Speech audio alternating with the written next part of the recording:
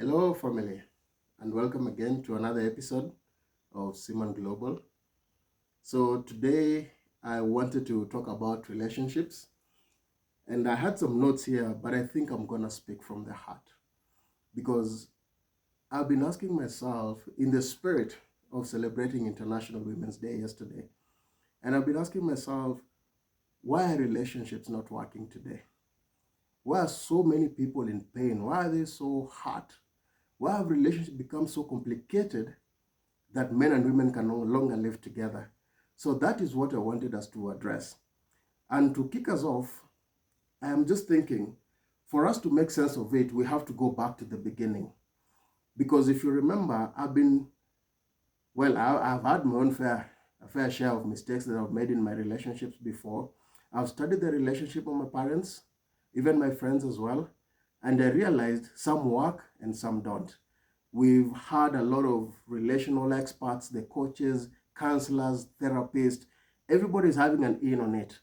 But then still, even with all this knowledge, still relationships, we are struggling. Why are we struggling with relationships? Because when I look at our forefathers, our great grandfathers and grandmothers, their relationship worked. So what's changed?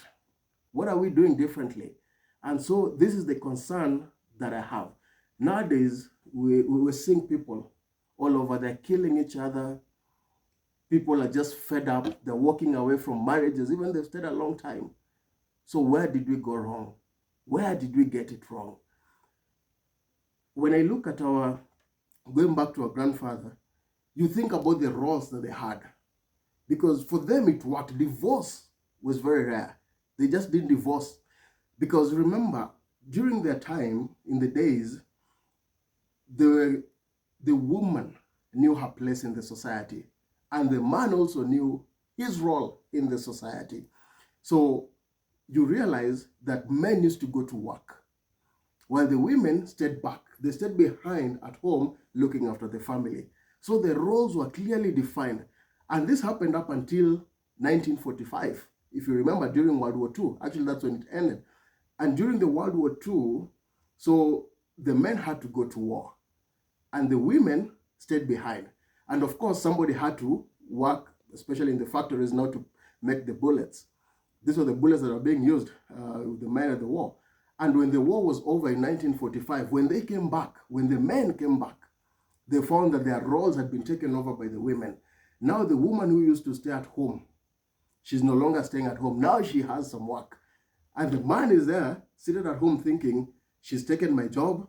And because for men, you felt that for you to be a man, you had to provide for your family, as the roles were clearly defined. And that had to change. So in a nutshell, you would say that men lost their position, their positional power within the family, even in the family structure. And today, I just wanted to talk about, let us go back to the beginning. So let us go back to the Garden of Eden and see what kind of relationship God created, because this was the first institution that God created. And the most interesting thing about it is that every other person, whenever your relationship is not working, people would look for other people. You can go to counselors, and yes, I don't discount the experience. I don't discount even their qualifications. I understand they've been trained to handle such things. But at times we look to the wrong people to advise us, to tell us what we need to do. Maybe even the person who's advising you, their relationship is not working. And so we've created a whole mess. The male is in a crisis. The woman is just distressed. So how do we fix this? So today, I want to go back and see if we can do it differently. Because you understand that the only person who knows everything about a particular product is the manufacturer of that product. So if the product malfunctions, it is the manufacturer who can fix it, not any other person. And it has to be an authorized dealer. So in that sense, when you think about it, relationships, God is the one who created us. So if our relationship is not working, whom should we look to? It should be God, I believe. And now when you go back to the Garden of Eden, that is in Genesis 1:26, when God created man, the Bible says that first he created the man before the woman, right? And there are certain things that this man had before the woman came along. For example, God created the man and then he created the Garden of Eden. So the woman met the man in the Garden of Eden. The Garden of Eden literally means the presence of God. So the first place that God put Adam was in his presence. So before you go out looking for a man to ask him whether he loves you or not, the first question should be, are you in the presence of God? Do you love God? Before you look for anything else. And then the second thing that God did, he gave him work, because he asked him to cultivate, to work the garden. And so the man had work. Before we get to the love part, he still had to work, because a man is as good as what he does. He has to engage himself in some productive activity, something that will make him income, something that will give him, so that he's able to take care of his family. And the third thing, then God asked him to cultivate that garden, which simply means that he needs to work on the skills on how to improve something that has been given. Whether it is you as a woman or anything that his hands get to touch, he should be able to improve that thing. So he needs to work on those skills. And then he asked him to protect or keep the garden. So the man should be able to protect you.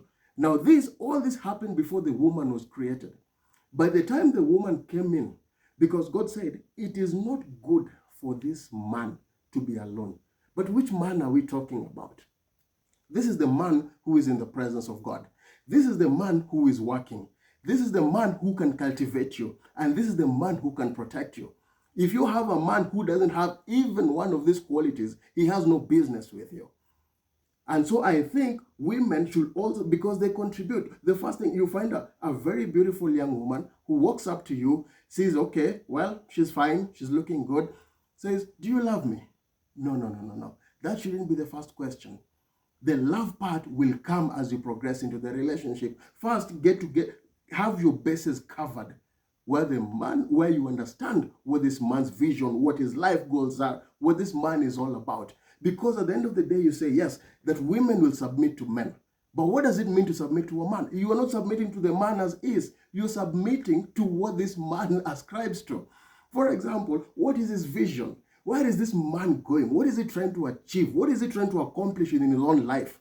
So that you see, if he's going in a place where you feel you're inspired and you want to go with him, then you can submit your vision under his vision, so that you have one vision that you both work towards.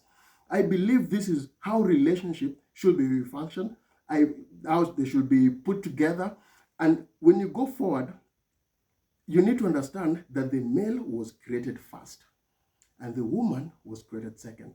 We talk about the man being the head of the family and the woman being the helper. So when she comes into your life, she comes to do what? She's coming to help you achieve the vision and the purpose that God has placed in your life to achieve.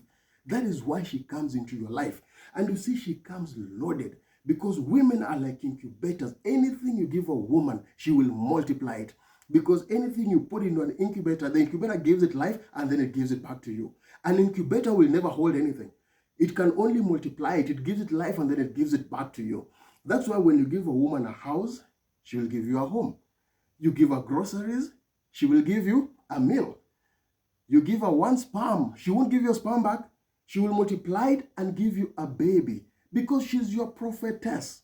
Anytime a man speaks or talks about his vision, discusses it with his woman, somewhere along the line, if the man gets discouraged, he feels like he cannot move on with his life, or he just wants to give up, everything is fashioning down on him, the woman will always remind him, didn't you tell me that God told you?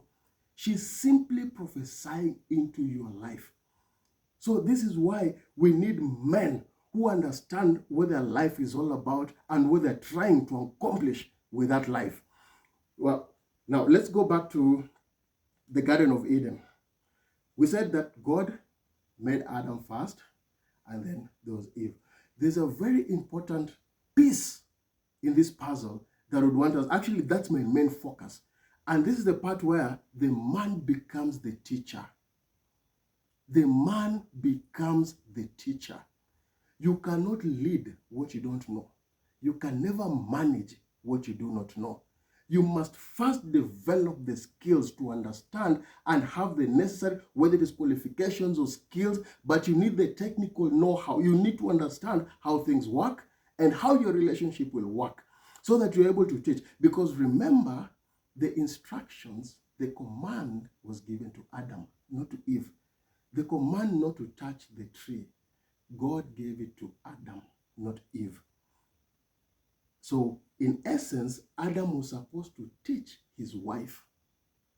Because anything that you feed your woman, she will process it, she will multiply it, and she will give it back to you. So I believe that today, one of the reasons why women are finding it so hard, especially relationships, why they've become so hard, is because we have whom we are calling the independent woman or the empowered woman. How do you manage an empowered woman? Because remember, you may think that I'm coming to bring provision. She has her own. You want to buy a car? She has 2. You're trying to get her a house? She's built 3. She has her own money. So you feel as a man, what else can I contribute in her life? Because women also need emotional security. You should be able to manage, because remember, even the way they process information is very different from how men process. Because for a man, when you speak to a man, all he hears is information. But when you speak to a woman, she hears the same words, but she processes it through her emotions. So she feels those words. So you must be very careful to understand that women will process it emotionally while men will process it logically. So get into that space where you get to discuss with your person to understand what your relationship is all about. Where are you guys trying to go? Have a common goal. Have something that will hold you together that is bigger than the two of you. Call it marriage, call it institution, but there must be something greater that brings you together that you cannot achieve on your own. And I believe when you have this kind of model, of course with God at the center of it, then you should be able to work out your relationship and move on to the next level. Women are so powerful because they have what we call soft power. This is the influential power. Men have positional power. Women don't. For women, they have influence, soft power. When you look at men, even in the Bible, great men were brought about by women. Not because these women had positional power. What they had was influence. And they influenced this man. Look at a man like Abraham, somebody whom God explicitly spoke to. And God told him that you will get a son. But the wife told him something else. And you know how the story ends. So, in an essence, because he listened to his wife more than he listened to God. That is how powerful women are. So, you need something that will bring you to your place. Whatever this place is, you and your person, and you decide that this is what you're going to achieve in our own lives. This is what you're committing our life to, whether it is our family, whether it is whatever we believe in, whether it is faith, it is your health, it is your education, everything that constitutes your marriage, it is what holds you together. Because love is more than the words that you tell your partner. Love is commitment. It's dedication. It's you wake up in the morning, whether you feel it or you don't feel it, you have to keep at it. You don't just walk up. You don't walk out because it got difficult or because it's hard. You wake up every day choosing the same person over and over again. 20 years down the line, if you were asked today, 20 years down the line, if you were to choose your partner again, would you still go back and choose the same person? This is the question that we are asking, because I know people get tired. But in marriage, in love, we don't get tired. We hold on to the hope that we believe this is the person that we have chosen. It is not about looking at other people or thinking we'll get something better out there. There is nothing better out there. You cultivate your own. The grass is not always green on the other side of the vine. Sometimes you have to water your own, and it becomes better. So I hope that even as we continue to learn together, I will do a second series or second episode for this series so that you may be able to understand. And then I will talk about the other things that I haven't been able to cover in this session. And I hope that together we should be able to grow. I am fired up in my spirit because I'm feeling like relationships are collapsing, and it shouldn't be so. Even Jesus himself said, in the beginning, it was not so. When they asked him, you remember they said Moses allowed people to divorce.